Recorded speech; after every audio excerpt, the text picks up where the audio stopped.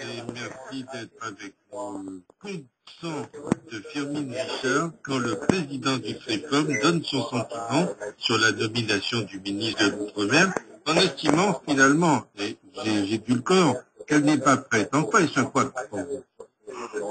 Moi, j'avoue que j'étais tellement... Quand j'ai lu ça, je n'ai pas... J'ai lu ça, j'allais me coucher. Donc je l'ai lu, je me suis couché dessus, je me suis réveillé le lendemain. Et j'avoue que dès le lendemain, tout le monde m'appelait. Tout le monde appelait.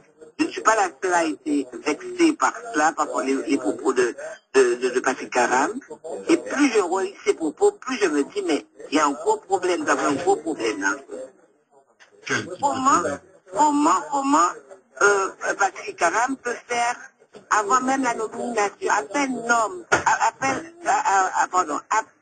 Georges nommé, que ce gars peut lui faire un procès en incompétence. Comment il peut faire pareille chose?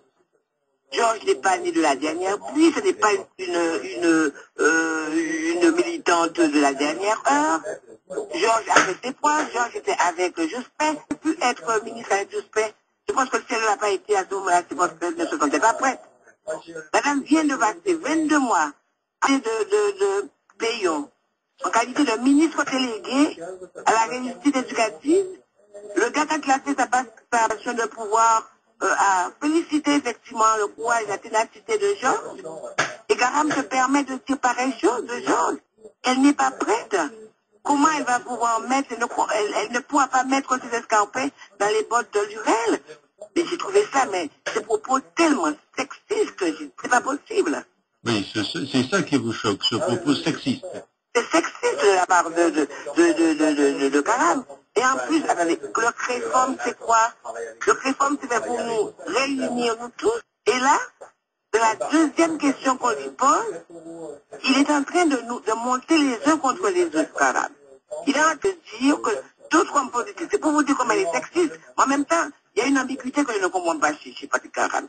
Et je voudrais qu'il nous explique. D'autres hommes pourraient prétendre à ce poste. Voilà ce qu'il dit. Et il est en train de parler effectivement de Georges Patient, et il parle effectivement d'une Chantal Berthelot qui est arrivée il n'y a pas longtemps, qu'on connaît depuis peu de la Guyane. Il essaie de monter les gens les uns contre les autres. La Guyane, la Réunion contre les Antilles, françaises, Guadeloupe, Martinique. Mais c'est quoi ça? Où est-ce qu'on va avec ça? Vous trouvez que c'est grotesque, que c'est amer? Ah ouais, c'est tout ce qu'on veut. Moi, je trouve que Patrick Caram a un comportement effectivement très ambigu, mais il n'est pas une ambiguïté pressante. On sait, quand Marius Pochard a été faite ministre de l'Outre-mer, juste comme c'est une femme UMP qui est conseillère du MP, qui se tarde d'être conseiller du MP, il n'a pas trouvé à redire. Elle était plus prête que Georges Poulanger, qui a 7 ans, qui a eu un parcours qu'on connaît, qui est avocat, qui a fait tout ce qui a tenu des postes aussi importants. Comment il peut dire pareille chose? Moi, je voudrais, là j'entends, je vois que ce matin, il veut faire, il lui souhaite bonne chance. Ben, c'est bien de lui Oui, il sollicite même un rendez-vous et la félicite qu'elle participe à ce premier conseil des ministres, oui. Eh bien, moi, je pense qu'avant d'aller solliciter un rendez-vous avec Georges Pau, il faudrait bien de m'excuser pour ces propos-là. Parce que je ne peux pas comprendre qu'on puisse faire une pareille chose dans une même phrase qu'on peut être aussi contradictoire. Parce que Victor Lurel a dit lui-même qu'il a plaidé effectivement pour sa collègue. Voilà un point, nous étions contents quand on a eu Marius Péchard. Toi, tout gauche, nous étions contents de voir quelqu'un de l'Outre-mer à ce poste-là, ministre de l'Outre-mer. Et toi, tu te permets de dire pareille chose? Pourquoi? Il faut quelqu'un qui nous explique, là. Bien. Il a aussi dit, nous allons donc avoir aujourd'hui un boulevard politique pour exister. Ah, mais voilà la contradiction. Voilà un peu ce que je ne comprends pas. Je voudrais qu'il nous explique ça. Qu'il nous explique ce qu'il veut dire par là. C'est trop, là, c'est trop. On ne peut pas laisser faire. On ne peut pas laisser dire. Moi, je voudrais que Patrick Caram, publiquement, nous explique ce qu'il a voulu dire. Qu'il soit effectivement déçu, malheureux de voir partir Victor Lurel.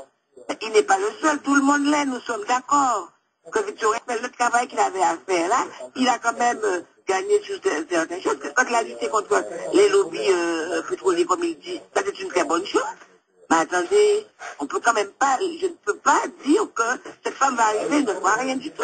On ne lui laisse même pas le temps de s'installer pour lui dire pareille chose et après lui dire ben, bonne chance et puis nous allons vous aider à faire. Il y a une contradiction là. Est-ce que le CREFOM, selon vous, est entré très clairement avec ce type de déclaration dans l'art politique? Mais je ne pense pas. Moi là, je pense que Patrick parle en son nom propre. Il faudrait qu'il lise. Parce que les membres du CREFOM, je suis sûr, ne sont pas d'accord avec ça. Vous avez eu des contacts avec des membres du CREFOM depuis? Mais j'en ai eu, les gens m'ont appelé pour me dire, et en tant qu'élu, effectivement, je pense, c'est peut-être le porte-parole des élus. Je n'ai pas appelé, effectivement, Viviane Romana pour savoir ce qu'elle pense de cela, mais elle est élue comme moi, et je suis rentrée, effectivement, dans le collège des élus avec Viviane Romana. Je n'ai pas appelé, mais je voudrais bien savoir ce qu'elle pense. On ne peut pas, personnellement, des hommes comme des femmes m'ont appelé, hein. Des hommes comme des femmes m'ont appelé hier. Et bon, donc je dis, ok, je l'ai lu et je vais le relire. Et je dis oui, je vais réagir. Et tout le monde, effectivement, dit, mais qu'est-ce qu'on fait en tant qu'élu? Et moi, je prends la responsabilité de dire publiquement que je n'accepte pas les propos de Patrick Karam. Il faudrait qu'il s'excuse là. Avant de demander ce matin, il dit qu'il lui souhaite bonne chance, il va lui demander audience. Je peux comprendre qu'il a envie de lui demander audience. Parce qu'il attend effectivement du ministère des normes que fonctionne effectivement le CREFOM. Mais avant ça, il faudrait qu'il s'excuse un peu, qu'il nous explique un peu ce qu'il a voulu dire. Qu'est-ce que vous attendez de lui véritablement aujourd'hui? Eh ben, Des excuses?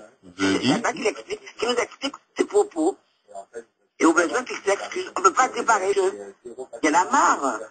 Nous sommes en train de mettre en place la parité. Et ce gars, il nous sort des propos comme ça, sexistes.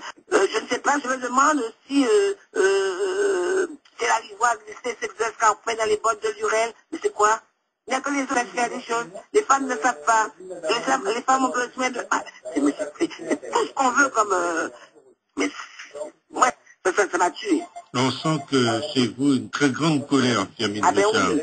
J'avoue que j'étais tellement en colère au départ que je vais sortir du CREFOM. Mais non, du CREFOM. Je ne sortirai pas du CREFOM. Je vais rester à l'intérieur pour porter la contradiction pour ce genre de choses. Et puisque c'est la démocratie, tout le monde a droit à la parole, on ne peut pas se permettre pareille chose. On ne peut pas permettre à Karam de parler au nom des gens. Et donc, je resterai au CREFOM, et j'espère qu'il nous excuse, qu'il s'excuse là auprès de Georges, avant d'aller demander, j'espère qu'il aura laissé les gens de le faire, avant d'aller lui demander une audience. Les prochaines réunions risquent d'être houleuses, là. Non, on s'expliquera. On s'expliquera. On dit non, on s'expliquera, il nous expliquera et on discutera avec lui. Et effectivement, c'est une grande gueule, mais c'est pas le dernier qui parle, qui a raison. On ne peut pas passer sur tout ce que dit Patrick Karam. Il est président, justement, il est président du CREFOM. L'exemple vient d'en haut. Réunissons les jeunes, ne les mettons pas, n'essayons pas de les diviser.